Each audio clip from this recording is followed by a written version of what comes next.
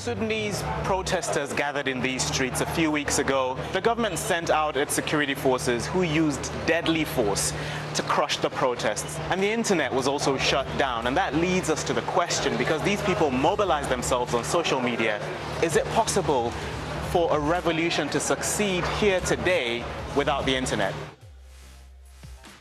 As you see, last message was received June the 3rd, and we were able to contact our friends outside the country. Actually, that used to make us feel safe. The absence of social media is affecting our work very much. Now that we have to organize for protests and other activities through phone calls and SMS, it is very slow. The number of people we get to reach is very low comparing to people with social media, and it's expensive. If the social media wasn't turned off June the 3rd, we would have been able to gather a 1 million-person protest. I'm 100% sure. The impact of the internet shutdown goes far beyond the demonstrators. There are some people here whose livelihoods depend directly on the internet.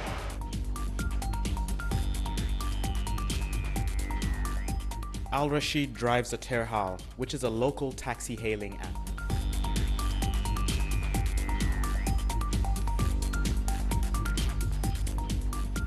I sold my previous business to buy this car, but since the internet has been down, I'm not even making 20% of what I used to. It's difficult to meet any of my family's basic needs.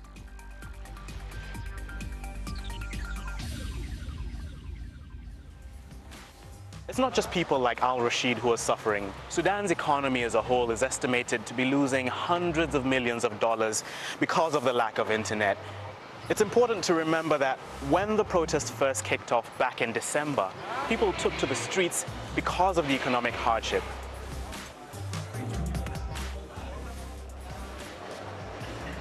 The government will try to draw this out for as long as possible to kill the momentum among the protest groups. But it's clear the internet shutdown cannot go on indefinitely. And many here say they will maintain their resolve with or without the internet.